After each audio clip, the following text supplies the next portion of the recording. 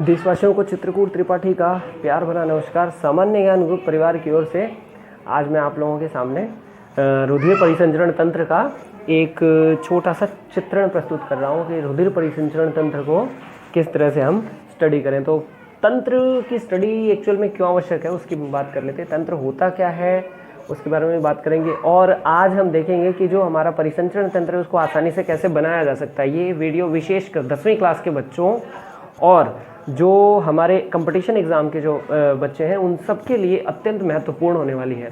तो बने रहिए हमारे साथ और प्लीज़ वीडियो को चैनल को लाइक और सब्सक्राइब ज़रूर करें और शेयर करें ताकि अधिक से अधिक लोगों के पास ये वीडियो पहुंच सके और हमारा मनोरथ सिद्ध हो सके। तो लेट्स गो टू स्टार्ट। तो हमने इससे पहले कोशिका का अध्ययन किया था। तो कोशिकाओं के समूह को हम उत्तक कहते हैं, है ना। उत्तकों के समूह को हम अंग कहते हैं, अंगों के समूह को तंत्र कहते हैं और तंत्रों के समूह से बॉडी बनता है। यानी कि एक बॉडी में कई तंत्र हो सकते हैं लेकिन एक तंत्र में कई अंग हो सकते हैं और एक अंग में कई प्रकार के उत्तक हो सकते हैं और एक उत्तक में कई प्रकार की कोशिकाएं हो सकती हैं। जैसे एक एग्जाम्पल मैं आपको देता हूँ, रुधिर। रुधिर क्या है? रुधिर एक उत्तक है। क्यों? क्योंकि रुधिर में कई प्रकार की कोशिकाएं हो सकती हैं। जैसे WBC हो सकती है, RBC हो सकती है, प्लेटलेट्स हो सकती हैं। तो कई प्रकार की कोशिकाओं का एक समूह है, इसलिए वो उत्तक है, तरल योजी उत्तक। उसी तरह से रुधिर किन किन चीज़ों में बहता है वो अंग हो जाता है। अब जैसे मान लीजिए पाचन की हम बात करें तो पाचन एक तंत्र है। पाचन तंत्र में कौन कौन से अंग काम में आते हैं? देखिए, स्टमक एक अंग है, पेट, और अपने स्मॉल इंटेस्टाइन यानी क्षुद्रांत बोल सकते हैं अपने इसको, क्षुद्रांत्र वो एक अंग है, बृहदांत्र एक अंग है। इस प्रकार से अंगों से मिलके तंत्र बनता है और तंत्रों से मिलके बॉडी बनता है। तो हम उस तंत्र की बात कर रहे हैं। वैसे तो पहले पाचन तंत्र करना चाहिए था लेकिन पाचन तंत्र से आसान थोड़ा सा हम परिसंचरण तंत्र को बनाएंगे ताकि पाचन तंत्र को और अच्छे से समझ सकें। ठीक है, तो परिसंचरण तंत्र में मैं आपको ये जो हमारा जो बॉडी है, बॉडी तंत्रों से मिलकर बना होता है। तो तंत्र में कई प्रकार के तंत्र, जैसे मान लीजिए हमारी त्वचा है, ये एक अध्यावरणीय तंत्र है। उसी तरह से जो हम भोजन करते हैं तो वो भोजन पेट में जाने के बाद में, पेट में स्टमक में जाने के बाद छोटे छोटे टुकड़ों में टूट जाता है, अंत में उसका पाचन हो जाता है, पाचन तंत्र है। पाचन के बाद हमें ऊर्जा मिलती है लेकिन उस ऊर्जा को चारों ओर घुमाने का काम कौन करता है? रुधिर करता है। तो वो हमारा परिसंचरण तंत्र हो गया। इसी तरह से जो उप उत्पाद बनते हैं, जैसे मान लीजिए एक बाइक है, उसमें अगर आप पेट्रोल डालेंगे तो वो ऊर्जा देगी, चलेगी, उसके बाद में कुछ कचरा भी तो बाहर बनेगा, तो उस कचरे को निकाल दिया जाता है धुएं के रूप में। तो उसी तरह से हमारे शरीर में भी, हमारी बॉडी के अंदर भी इतनी सारी ऊर्जा बनती है।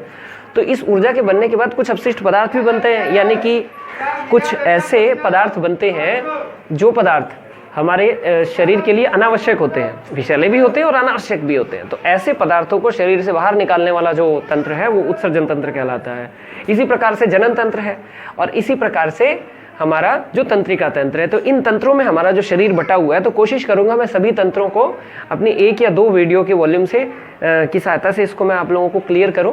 लेकिन प्लीज़ अपनी इस वीडियो को मैं चाहता हूं कि आप लोग सभी हर जगह फैलाएं ताकि इन चीज़ों को अच्छे से समझा जा सके। तो आज हम बात करते हैं इसी तंत्र की, यानी कि परिसंचरण तंत्र की। नाम पड़ा परिसंचरण तंत्र। 1962 के आसपास एक विलियम हार्वे नाम के साइंटिस्ट थे, इन्होंने परिसंचरण तंत्र की खोज की थी। तो विलियम हार्वे ने बताया कि हार्ट होता है, हार्ट में ब्लड सर्कुलेट होता है। तो उससे पहले किसी ने इस चीज़ के बारे में बहुत ज़्यादा नहीं बोला था, इसीलिए जो परिसंचरण तंत्र के जनक है वो विलियम हार्वे हैं, ये हम बोल सकते हैं। अगर मान लीजिए परीक्षा में प्रश्न आता है तो उसका उत्तर होगा विलियम हार्वे। अब इसमें कोई दो राय नहीं है। हम आगे चलते हैं। तो मैं आप लोगों को हृदय बनाना, जो 10वीं क्लास के बच्चे हैं उनके लिए हृदय बनाया जा सकता है। मतलब हृदय बनाना बड़ा ही आसान है। मैंने कुछ टेक्निक्स विकसित की है जिससे आप हृदय को आराम से पेंसिल की सहायता से बना सकते हैं। तो देखिए जरा ध्यान से, जैसे फिल्मों में दिखाया जाता है उस तरह का अगर एक डॉटेड लाइन से हृदय तैयार कर लिया जाए, ठीक है, और फिर उसके बाद इसको 2/3 ऊपर ऐसे डॉट लगा दिया जाए। पहले मैं हृदय की संरचना बना लूँ, उसके बाद मैं आपको हृदय के बारे में बताऊंगा। फिर हम थोड़ा परिसंचरण तंत्र को आगे लेके चलेंगे। उसके बाद इसके 4 चैम्बर बना देते हैं। हम सब जानते हैं कि हृदय के 4 चैम्बर होते हैं। तो अब देखिए इसको नीचे से ऐसे लैम्डा टाइप का, वाई टाइप का बना देते हैं इस तरह से, और ये यहाँ से वाई टाइप का बन जाएगा। इसको थोड़ा सा गोल कर देते हैं, इसको भी थोड़ा सा गोल कर देते हैं, या इसको थोड़ा सा ऐसे करके ऐसे बना देते हैं। ठीक है, अब उसके बाद में जितने भी इसके कॉर्नर हैं उन सबको गोल कर देते हैं। ये कॉर्नर गोल हो गया, ये कॉर्नर गोल हो गया, ठीक है, और ये कॉर्नर गोल हो गया, ये भी कॉर्नर गोल हो गया, ये सारे कॉर्नर्स को हम गोल कर लेते हैं। ये 10वीं क्लास के बच्चों के लिए अत्यंत महत्वपूर्ण है। वीडियो को 4-5 बार ज़रूर देखना ताकि ये अच्छे से आप बना सको। पहले इसकी मैं संरचना बना लूँ, फिर उसके बाद आपको बताऊंगा। देखो ये भी कॉर्नर में है तो इसको भी गोल कर देते हैं, तीखे वाले को। ये गोल हो गया, ठीक है। इसी तरह से ये भी गोल हो गया। अब आपको 4 चैम्बर दिखाई देने लग गए होंगे। ये देखो ये भी तीखा, इसको भी गोल कर लेते हैं। ये यहाँ से गोल हो गया और ये भी यहाँ से गोल हो गया। और फिर उसके बाद यहाँ पर हम बना लेते हैं ट्राइकस्पिड एंड बाइकस्पिड वॉल। मैं इसके बारे में बताऊंगा आपको कि एक्चुअल में क्या होता है। सबसे पहले ये संरचना बना दूँ ताकि आप आसानी से समझ सकें। अब उसके बाद ज़रा देखिए ध्यान से, यहाँ से क्या होता है ना कि इसमें आप सब लोग जानते हैं धमनी और शिराएँ होती हैं। तो पहले हम एक शिरा बना देते हैं यहाँ पे, और इस तरह से ये शिरा हो गया। इसी तरह से ऐसी एक और शिरा यहाँ पर भी, क्योंकि शिराएँ जो होती हैं ना वो आलिंदों में ही खुलती हैं, ये हम सब जानते हैं। इनके बारे में थोड़ी सी संरचना तुमक रूप में आपको मैं समझा रहा हूँ। मेरे ख्याल से ये आपको अच्छे से क्लियर हो गया होगा। अब यहाँ पर हम ये देखिए ये हमारी धमनी है। इस तरह से ये एक धमनी हो गई, ये धमनी का कपाट हो गया। उसी तरह से एक हमारी ये दूसरी धमनी हो गई।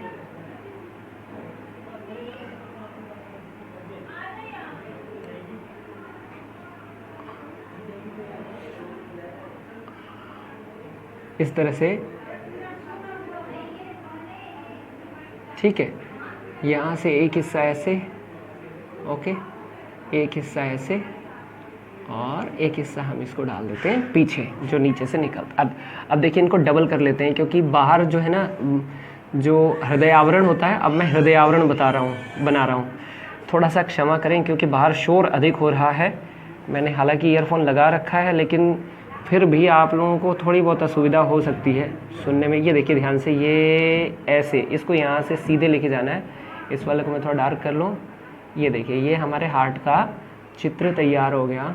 इस तरह से आप हार्ट बना सकते हैं। इसको इसमें जोड़ सकते हैं, कोई दिक्कत नहीं है, ठीक है। एक छोटा सा मतलब यहाँ से आप इसको ऐसे और ऐसे कर सकते हैं। इस प्रकार से आपका ये हार्ट तैयार हो गया। अब ज़रा हल्का सा देखते हैं कि एक्चुअल में हम इसकी स्टडी कैसे करें। तो देखो स्टूडेंट्स, एक बात हमेशा ध्यान रखना, परिसंचरण तंत्र के 3 भागों में हम परिसंचरण तंत्र को बांटते हैं। पहला जो भाग होता है वो होता है रुधिर, जो इसका मेन पार्ट है, रुधिर। दूसरा जो यानी ब्लड, दूसरा जो होता है वो होता है केशिकाएँ, वाहिकाएँ। ये वाहिकाएँ 3 प्रकार की होती हैं। और तीसरे नंबर पे आता है हार्ट यानी कि हृदय।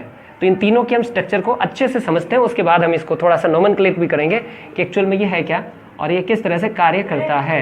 तो जरा ध्यान से देखिए, रुधिर, वाहिकाएं और हृदय। रुधिर क्या होता है हमारे शरीर में? मैंने आपको एक दिन बहुत पहले भी जब मैंने वीडियो बनाई थी तो मैंने रुधिर के बारे में एक छोटी सी बात बताई थी। मैं दोबारा बता रहा हूँ। रुधिर हमारे शरीर का ऐसा मैकेनिक है जो कचरे को तो अपने पास ले लेता है और काम की वस्तुओं को सबको बांटता रहता है। यानी सबसे कचरा ले लेता है और काम की वस्तुएं देता रहता है। जैसे देखिए, रुधिर क्या करता है, सभी कोशिकाओं से कार्बन डाइऑक्साइड ले लेता है और सबको ऑक्सीजन दे देता है। फिर वही कार्बन डाइऑक्साइड ले आकर किसी भी तरीके से, वो हम समझेंगे कैसे लाता है, कार्बन डाइऑक्साइड ले आकर फेफड़ों में डाल देता है और फेफड़ों से विसर्जन विधि द्वारा ऑक्सीजन ग्रहण कर लेता है। इस प्रकार से कंटिन्यू इसका मेन वर्क तो चलता रहता है। इसके अलावा ये यूरिया का भी ट्रांसपोर्ट करता है। शरीर में जो अपशिष्ट पदार्थ है यूरिया, वो भी ले जाता है किडनी के पास, किडनी उसको छान देती है। इस तरह से मरी हुई आरबीसी और दूसरे मरी हुई चीज़ें भी लेके जाता है। कहाँ पर? स्प्लीन और बाकी चीज़ों में, उसको भी खत्म कर देता है। इसी तरह से भोजन की छोटे छोटे जो पचे हुए भाग होते हैं, जैसे प्रोटीन से पेप्टोन्स, पेप्टोन से बाद में प्रोटीएजेस, प्रोटीएजेस से बाद में अपने अमीनो एसिड्स, और अमीनो एसिड्स सबसे छोटी इकाई है। फिर अमीनो एसिड्स को ये कोशिकाओं में पहुंचाता है और फिर उसके बाद में ग्लूकोज को कोशिकाओं में, मतलब हर चीज़ को ये कोशिका में काम की चीज़ों को पहुंचाता रहता है और कोशिका से अपशिष्ट पदार्थों को, चीज़ों को निकालता रहता है। इसके लिए इसका संपूर्ण शरीर में भ्रमण करना आवश्यक होता है। इसीलिए परिसंचरण तंत्र की आवश्यकता पड़ी। और कोई विशेष बात नहीं, मतलब संपूर्ण शरीर में, मतलब आपकी एक उंगली में भी अगर कोई कचरा है तो भी ये ब्लड वहाँ सर्कुलेट होकर उसको वहाँ से ले आएगा, ले आके और जो इसका टारगेट ऑर्गन है वहाँ तक डाल देगा। ये विशेष कार्य है। तो रुधिर किसका बना होता है? इसको तरल संयोजी उत्तक बोलते हैं। ये तरल संयोजी उत्तक है, तरल संयोजी उत्तक या योजी उत्तक, संयोजी उत्तक। जरा इसके बारे में हल्का सा हम बात कर लेते हैं रुधिर के बारे में। रुधिर के 2 भाग होते हैं। पहला भाग होता है लगभग 55% पानी जैसा भाग, जिसको प्लाज्मा बोला जाता है। प्लाज्मा इसमें दुनिया की हर चीज़, जो भी चीज़ अपने खाते हैं, खनिज, लवण, ग्लूकोज, जितनी भी चीज़ें हमारे शरीर में रहती हैं, चाहे अपशिष्ट पदार्थ यूरिया ही क्यों ना हो, चाहे कार्बन डाइऑक्साइड, बाइकार्बोनेट, कुछ भी हो, वो सारी चीज़ें घुलित अवस्था में रुधिर के जिस भाग में रहते हैं उसको हम लोग प्लाज्मा बोलते हैं। यहाँ से बड़ा ही शानदार प्रश्न बनता है आप लोगों के लिए, क्या कि शरीर में घुलित पदार्थ रुधिर के किस भाग में होता है? जवाब होगा प्लाज्मा के अंदर। मतलब भोजन का भी जो पाचन है ना, पाचन के बाद में जो रॉ मटेरियल, जो भी पचित पदार्थ है, वो पचित पदार्थ प्लाज्मा के अंदर ही घुलता है, मतलब प्लाज्मा में ही रहता है। तो प्लाज्मा से ही कोशिका उठाती रहती है, प्लाज्मा में ही कोशिका डालती रहती है। तो रुधिर का जो पानी जैसा भाग है वो प्लाज्मा है, और जो उसका 45% भाग है उसको हम लोग बोलते हैं कणिकाएं। कणिकाएं, ठीक है। ये कणिकाएं 3 प्रकार की होती हैं। पहली होती है, मान लीजिए हम मान लेते हैं लाल रक्त कणिका, रेड ब्लड कार्पसल्स, आरबीसी। दूसरी जो होती है वो होती है प्लेटलेट्स, प्लेटलेट्स। और तीसरे नंबर पे जो होती है वो होती है WBC, अर्थात वाइट ब्लड सेल्स। एक बात ध्यान रखना सभी स्टूडेंट्स कि WBC प्लस प्लाज्मा, प्लाज्मा और WBC को मिला दें तो ये लिम्फ कहलाता है, लसिका, ठीक है। तो कई बार प्रश्न पूछा जा सकता है कि निम्नलिखित में से लसिका क्या है? तो लसिका क्या है? प्लाज्मा प्लस WBC, या रुधिर यानी कि ब्लड। आप देखो ना, ब्लड में से आरबीसी और प्लेटलेट्स निकाल दो तो क्या बचा? WBC और प्लाज्मा ही बचा। तो blood minus WBC plus platelets, ये भी कह सकते हैं अपने, या ये भी कह सकते हैं प्लाज्मा प्लस WBC, एक ही बात है। प्लाज्मा प्लस WBC का मतलब यही, सॉरी ये थोड़ा गलती से लिख दिया, आरबीसी। तो प्लाज्मा प्लस WBC मतलब कि ब्लड में से आरबीसी और प्लेटलेट्स निकाल दिया। तो ब्लड में से जब निकाल दिया तो क्या बचा? प्लाज्मा और WBC बचा। तो इसको हम लोग बोलते हैं लसिका। दिस इज कॉल्ड लसिका, लिम्फ, लसिका, ठीक है। इसको हम लसिका बोल देते हैं। ओके, कई बार प्रश्न आ जाता है, मान लीजिए प्रश्न आया कि निम्नलिखित में से लसिका कौन सी है, और ए ऑप्शन में दे दिया blood minus RBC plus platelets, और बी ऑप्शन में दे दिया प्लाज्मा प्लस WBC।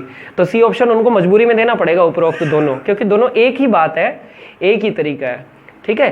तो ये था रुधिर के बारे में हल्का सा। अब मैं इन कणिकाओं के बारे में बता दूं।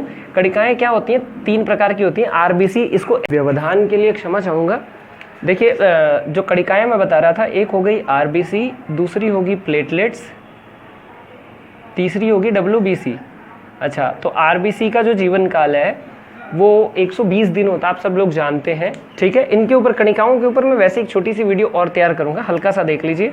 प्लेटलेट्स ये शरीर में रुधिर का थक्का जमाने का काम करती हैं, और WBC हमारे शरीर की प्रतिरक्षा तंत्र को मेंटेन करती है, अर्थात ये रोगाणुओं से लड़ने का काम करती हैं। तो अभी खैर हम परिसंचरण तंत्र की बात कर रहे हैं, तो सिर्फ वहीं तक सीमित रखें इसको।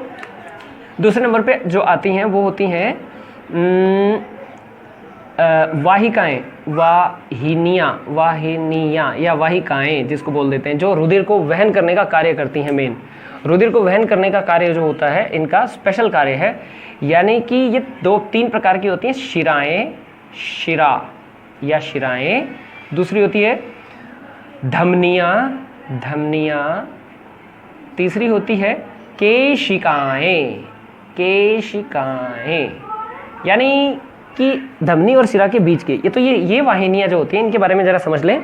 शिराएं वो होती हैं जो रुधिर को हृदय में लाती हैं। शिरा कौन सी होती है? जो हृदय को रुधिर में लाती है, ठीक है। धमनी कौन सी होती है? जो रुधिर को हृदय से दूर लेके जाती है। और केशिका कौन सी होती है? केशिका शिरा और धमनी के मध्य का जो पतली सी, जो बालों जैसी जो केशिका हो, मतलब कि बालों जैसी जो संरचना होती है, इसको आप ऐसे समझिए, ये रुधिर यहाँ से आ रहा है, आने के बाद में ये एकदम पतली बाल जैसी पतली नलिकाओं में से गुजरता है, और उसके बाद पुनः ये इसमें आ जाता है। तो देखिए, ये तो होगी धमनी, धमनी। अच्छा, ये होगी शिरा, यानी कि शिरा, धमनी, और ये बीच का जो हिस्सा हुआ ना, ये होगी केशिका, केशिका। दिस इज कॉल्ड केशिका। क्यों? ये अत्यंत पतली होती है, तो जब रुधिर को ऑक्सीजन वगैरह का वहन करना होता है, गैसों का और पाचन पदार्थों का, किसी भी चीज़ का वहन करना होता है ना, तो ये अपना जो रुधिर है ये बिना निकले सिर्फ उन पदार्थों का वहन करता है। यानी कि रुधिर हमारी बंद नलिकाओं में बहता है, ये बात हमेशा ध्यान रखना। इसीलिए हमारे परिसंचरण तंत्र को बंद प्रकार का परिसंचरण तंत्र बोलते हैं, ये हमेशा याद रखना। जबकि जो छोटे जीव होते हैं जैसे मेढक हो गया, उसमें छोटे छोटे कोटर होते हैं, उसमें कोई भी बंद नलिकाएं नहीं होती हैं, इसमें ये चीज़ हमेशा ध्यान रखना। तो जो स्तनधारियों का जो रुधिर परिसंचरण तंत्र है वो बंद प्रकार का परिसंचरण तंत्र होता है। तो बंद और खुले के आधार पर दो प्रकार का परिसंचरण तंत्र आपको समझ में आ गया होगा, बंद परिसंचरण तंत्र और खुला। खुला तो सरल जीवों में होता है, जबकि बंद परिसंचरण तंत्र जटिल जीवों में होता है। जैसे स्तनधारी जीव हो गए, उनमें बंद परिसंचरण तंत्र पाया जाता है। अच्छा, एक चीज और ध्यान रखने वाली बात है, अब चैम्बर के आधार पर भी हम थोड़ा सा देख लेते हैं हृदय को, उसके बाद में बात करेंगे। देखिए मछली सबसे छोटा सरल वर्टिब्रा कॉलम वाला जीव होता है, सबसे सरल जीव होता है जिसको पीसीस वर्ग में रखा गया है। इसमें 2 चैम्बर्ड हार्ट होता है, 2 चैम्बर्ड, इसके 2 ही चैम्बर होते हैं, याद रखना। अच्छा, उसके बाद में दूसरे नंबर पे आता है मछली से थोड़ा विकसित, यानी कि मेढक अर्थात एम्फीबियन अर्थात उभयचर जो पानी में भी रहते हैं और वहाँ पे भी। तो इन जो मेंढक होता है इसका 3 चैम्बर्ड हार्ट होता है, 3 चैम्बर्ड हार्ट होता है। अच्छा, उसके बाद में आता है रेप्टीलिया। तो जो रेप्टीलिया होता है, रेप्टीलिया क्या होता है? सरीसृप, जैसे सांप, छिपकली। तो इनका हृदय भी त्रिकोष्ठी होता है, ध्यान रखने वाली बात है, हृदय इनका भी त्रिकोष्ठी होता है, 3 कोष्ठ होते हैं इसके अंदर भी। लेकिन थोड़ा सा आगे चलते हैं, मगरमच्छ और घड़ियाल, इनमें 4 कोष्ठों का निर्माण हो चुका होता है वो भी रेप्टीलिया है। तो पेपर में ये प्रश्न नहीं आएगा कि रेप्टीलिया में कितने, क्या ऐसा कौन सा सरीसृप है जिसके अंदर 4 कोष्ठीय हृदय पाया जाता है? जवाब है घड़ियाल और मगरमच्छ। इनमें ये रेप्टीलिया होने के बावजूद भी इनके अंदर जो रुधिर का जो चैम्बर, मतलब हार्ट का जो चैम्बर है, 4 चैम्बर होता है। उसके बाद में आ जाता है स्तनधारी, स्तन को धारण करने वाला स्तनधारी, जो सीधे अपने बच्चों को दूध पिलाते हैं, अर्थात जिनमें स्तन ग्रंथियां पाई जाती हैं, अर्थात जिसमें बाल पाए जाते हैं, जिसमें कर्ण पिन्ना पाया जाता है। तो ये जो स्तनधारी वर्ग है सबसे विकसित वर्ग माना जाता है। तो इसके अंदर 4 प्रकोष्ठी, 4 चैम्बर्ड हार्ट, यानी कि 4 प्रकोष्ठ हार्ट के पाए जाते हैं। हार्ट के 4 प्रकोष्ठ देख लेते हैं। ऊपर वाले 2 आलिंद हैं, जबकि नीचे वाले दोनों निलय हैं। एक हिस्से को हम बायां आलिंद और बायां निलय कहते हैं, जबकि दूसरे हिस्से को हम दाहिना आलिंद और दाहिना निलय बोलते हैं। ध्यान रखना, आलिंद जिसमें रुधिर आता है, निलय जिसमें से रुधिर निकल जाता है, ऐसे करके याद रखना। तो आलिंदों में शिराएं जुड़ी होती हैं जो रुधिर को शरीर से या फेफड़ों से कहाँ लेकर आती हैं? आलिंदों में लेकर आती हैं। जबकि जो निलय होता है, निलयों में संकुचन होता है और संकुचन के बाद में इनसे रुधिर अपने आप ही धमनियों द्वारा निकल जाता है। कहाँ निकल के जाता है? ये शरीर में या हमारे जो फेफड़े होते हैं उसमें साफ होने के लिए जाता है। तो अब जरा ध्यान से देखिए कि ये मैंने जो संरचना बनाई है, ये संरचना क्या है और इस संरचना को आप आसानी से कैसे समझ सकते हैं। इस संरचना को समझने से पहले, नोमेनक्लेचर से भी पहले, मैं आपको एक बात और बता दूं कि ये जो संरचना होती है इसको हम ब्लॉक डायग्राम से समझते हैं। एक बात हमेशा ध्यान रखना, माना जाता है कि हमारा जो दिल होता है ना, मन बड़ा ही पवित्र होता है, यानी शुद्ध होता है। तो मन कहाँ होता है? लेफ्ट साइड में, यानी हमारा हृदय लेफ्ट साइड में होता है, 300 ग्राम का लगभग आसपास, 300 ग्राम के आसपास का होता है और एकदम मुट्ठी के बराबर का होता है। अच्छा, हमारा जो हृदय है, मतलब मन पवित्र होता है और मन लेफ्ट में होता है, तो लेफ्ट का लेफ्ट हिस्सा तो और ज़्यादा पवित्र हुआ ना। तो इस तरह से याद रखना कि हृदय के लेफ्ट साइड में, यानी कि लेफ्ट ऑरिकल और वेंट्रिकल, यानी लेफ्ट आलिंद और निलय में शुद्ध रुधिर होता है, यानी ऑक्सीजन युक्त रुधिर होता है। जबकि दाहिना जो भाग होता है इसका, उसमें अशुद्ध रुधिर होता है। तो हम इधर वाले को लेफ्ट ले लेते हैं, लेफ्ट वाला, और इधर वाले को हम राइट ले लेते हैं, राइट वेंट्रिकल, और ये हो गया राइट ऑरिकल। इसी तरह ये लेफ्ट वेंट्रिकल हो गया और ये लेफ्ट ऑरिकल हो गया, यानी कि आलिंद, ऊपर वाले आलिंद और नीचे वाले निलय, इनके बीच में एक बड़ी ही मोटी सेप्टा जिसको बोल देते हैं अपने लोग। तो मैं बात कर रहा था ब्लॉक की। तो ये देखिए हम 4 प्रकोष्ठ बनाते हैं। इसी तरह से ये हो गया, ये 4 प्रकोष्ठ हो गए, ऊपर वाले आलिंद हो गए, नीचे वाले निलय हो गए। तो ये हम पूरे शरीर को ले लेते हैं, ये शरीर हो गया। और इधर हम ले लेते हैं फेफड़े, यानी कि लंग्स, फेफड़े। तो ये आपका फेफड़ा हो गया। तो इस तरह से आप देखें कि शरीर से अशुद्ध रुधिर निकलता है। अशुद्ध मतलब कोई इसमें गंदगी नहीं मिली हुई, केवल और केवल जो कोशिकाएं ऑक्सीकरण करती हैं, तो ऑक्सीकरण के बाद उनमें जो कार्बन डाइऑक्साइड बनी होती है उस कार्बन डाइऑक्साइड को रुधिर में मिला दिया जाता है, बस वही डीऑक्सीजनेटेड यानी कि ऑक्सीजन विहीन रुधिर कहलाता है, उसी को हम अशुद्ध रुधिर कह देते हैं। ये अशुद्ध रुधिर सीधे कहाँ जाता है, देखने वाली बात है, ये अशुद्ध रुधिर जाता है राइट ऑरिकल अर्थात दाहिने आलिंद में। दाहिने आलिंद से ये जाता है दाहिने निलय में यानी राइट वेंट्रिकल में, और दाहिने नीले से ये शुद्ध होने के लिए कहाँ चला जाता है, फेफड़ों में। फेफड़ों में ऑक्सीजन होती है, विसरण विधि द्वारा ये शुद्ध हो जाता है। शुद्ध होने के बाद ये रुधिर वापस कहाँ आता है, लेफ्ट वाले आलिंद में, और उसके बाद में कहाँ जाता है, लेफ्ट वाले नीले में, और लेफ्ट वाले नीले से कहाँ चला जाएगा, लेफ्ट वाले नीले से ये पुनः शुद्ध रुधिर कहाँ चला जाएगा, शरीर में चला जाएगा। तो देखो एक बार एक चक्र में रुधिर 2 बार हृदय में गया, इसलिए इसको दोहरा परिसंचरण तंत्र कहते हैं। एक बार तो शरीर से गया और फिर उसके बाद फेफड़ों में गया साफ होने के लिए, फिर फेफड़ों से आया और शरीर में गया साफ, यानी एक चक्र में रुधिर 2 बार हृदय में प्रवेश करता है, इसीलिए हम इसको दोहरा परिसंचरण तंत्र कहते हैं। बहुत बार परीक्षा में पूछा हुआ है, इस बार भी पूछेगा, तो अब ध्यान देना। हम हल्का सा देख लेते हैं इसका जो संकुचन अवस्था है, मतलब कि अब देखिए मैं आपको कुछ इसके नाम बता देता हूँ। ये देखिए जो लेफ्ट वाला जो राइट वाला हिस्सा है, राइट वाले को हम त्रिवलनी कपाट बोलते हैं, ये ट्राइकस्पिड वॉल्व है, जबकि जो लेफ्ट वाला होता है इसको हम द्विवलनी कपाट बोलते हैं। इन कपाटों का मेन काम क्या होता है कि जब ऊपर से रुधिर इसमें आ जाता है तो ये कपाट बंद हो जाते हैं, बंद होने के बाद में ये सील्ड हो जाते हैं, ये वापस नहीं खुलते हैं, है ना। तो इनको सील्ड करने के लिए यहाँ पे कॉर्डिनी टेंडिनी नाम की एक संरचना होती है, एक धागे जैसी रज्जुओं जैसी संरचना होती है जो इसको उल्टा खोलने से रोकती है। तो मैं हल्का सा बना दूँ, ठीक है, तो ये कॉर्डिनी टेंडिनी होता है। अच्छा, इसी तरह से अब देखिए जो राइट वाला ऑरिकल है इसमें तो शरीर से रुधिर आ रहा है ना, तो इसका मतलब ये कौन से शिरा हुई, ये शारीरिक शिरा हो गई। मान लो आप शरीर से लाने वाली शिराएं हो गई, तो ये शारीरिक शिरा होगी। इसका मतलब लेफ्ट में कहाँ से आता है, लेफ्ट में आता है फेफड़े से शुद्ध रुधिर, इसलिए ये फेफड़े वाली शिरा होगी जिसको हम लोग पल्मोनरी शिरा बोलते हैं, पल्मोनरी शिराएं या शिरा, ठीक है। तो ये नीचे वाली तो इन्फीरियर होगी, ऊपर वाली सुपीरियर होगी, ऐसे करके याद कर सकते हैं। अब देखने वाली बात है कि अब ये तो अशुद्ध रुधिर, अब अशुद्ध रुधिर तो इधर वाले में जाएगा ना, राइट वाले में, तो राइट वाले में जब अशुद्ध रुधिर जाएगा तो राइट वाले को हम बोल देते हैं क्या, ये कहाँ जाएगा, सवाल है ये कहाँ जाएगा, तो ये फेफड़ों में जाएगा। इसीलिए हम इसको, जैसे ये पल्मोनरी शिरा है तो वैसे ये क्या बन जाएगा, पल्मोनरी धमनी, जबकि ये वाली क्या हो जाएगी, महाधमनी, यही आगे छोटी छोटी धमनियों में बदल के और शरीर के संपूर्ण भागों में चली जाती है, ठीक है। तो ये हो गई महाधमनी, क्योंकि महाधमनी शुद्ध रुधिर को लेके जाती है, और शुद्ध रुधिर कहाँ से आता है, लेफ्ट ऑरिकल से आता है, और लेफ्ट ऑरिकल में कहाँ से आता है, ये पल्मोनरी शिराओं से आता है। पल्मोनरी शिराओं में कहाँ से आता है, ये फेफड़ों से आता है। तो बहुत सारे लोगों का कन्फ्यूजन होगी। एक बार वनपाल की परीक्षा में प्रश्न आया था, तो वनपाल की परीक्षा में जो प्रश्न आया था वो प्रश्न बड़ा ही शानदार था। कैसे, ये भी मैं आपको बता देता हूँ। सिंपल सा प्रश्न आया था कि हमारे शरीर में रुधिर का शुद्धिकरण कहाँ होता है। एक ऑप्शन था हृदय और दूसरा ऑप्शन था फेफड़े, जबकि सही जवाब था फेफड़े। बहुत सारे बच्चे रुधिर के शुद्धिकरण के लिए हृदय लग के आए थे, लेकिन गलत है। हृदय सिर्फ रुधिर का पंपिंग का कार्य करता है, उसको सिर्फ पंप करता है, उसको अपने अपनी जगह पे भेजता है, उसको घुमाने का काम करता है, इसीलिए सर्कुलेटरी सिस्टम का भाग है, ठीक है। अब इसको जरा अच्छे से देख लेते हैं।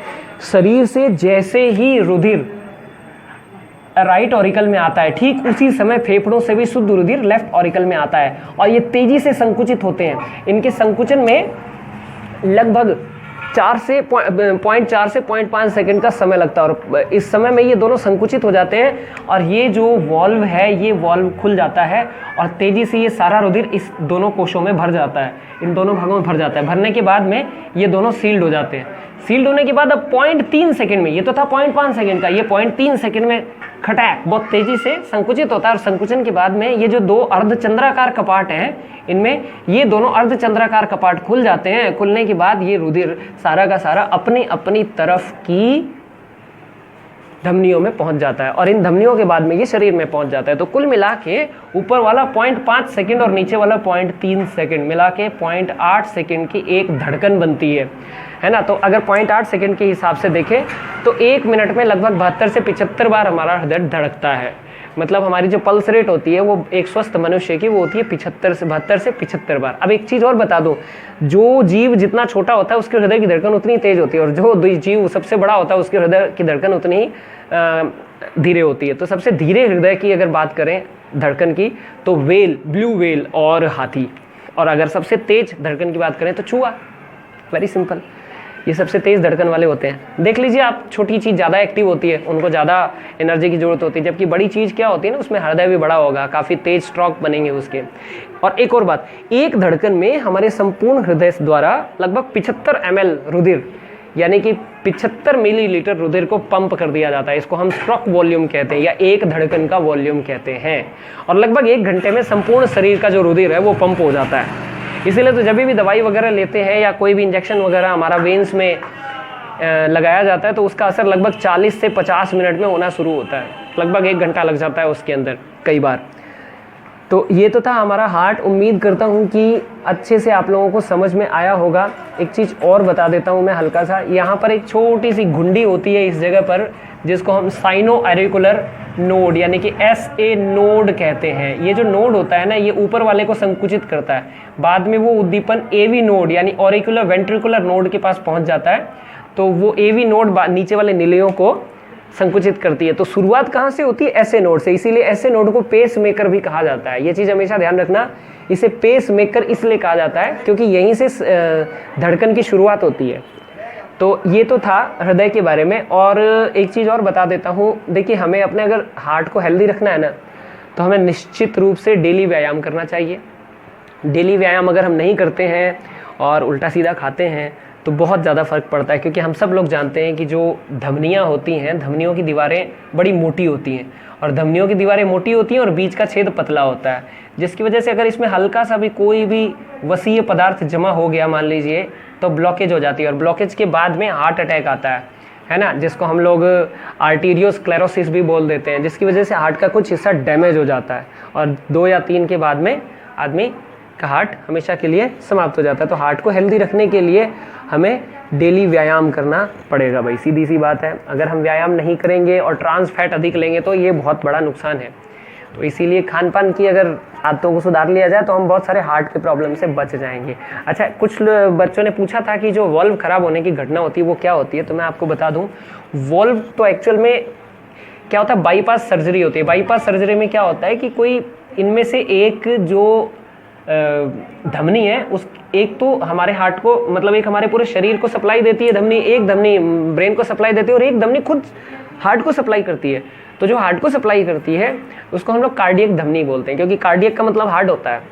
तो कार्डियक धमनी जो होती है वो सिकुड़ जाती है तो भाई असली सप्लाई यहाँ पहुँच नहीं पाती है। तो क्या होता है कि शरीर से किसी हिस्से को कि वेन्स को या जो उसकी जो वाहिका होती है उसको काट के और बाईपास यानी कि जो हमारी महाधमनी होती है उससे अटैच कर देते हैं, यानी बाईपास अटैच कर देते हैं, जैसे खून की सप्लाई हार्ट को मिलने लगती है। तो इसको हम बाईपास सर्जरी बोल देते हैं। जबकि एंजियोप्लास्टी अलग होती है। एंजियोप्लास्टी में क्या होता है कि धमनी में जिस जगह ब्लॉकेज है उस जगह एक गुब्बारा, मतलब पॉलीमर का गुब्बारा होता है, उसको डाल के और फुला दिया जाता है, जिसकी वजह से वो धमनी थोड़ी सी चौड़ी हो जाती है और वहाँ से ब्लॉकेज परमानेंटली या टेम्परेरी रूप से मतलब रिमूव हो जाती है। तो रिमूव तो खैर क्या, फूल जाती है तो वो जगह चौड़ी हो जाती है, तो वहाँ से ये ब्लड सर्कुलेशन कंटिन्यू होता रहता है।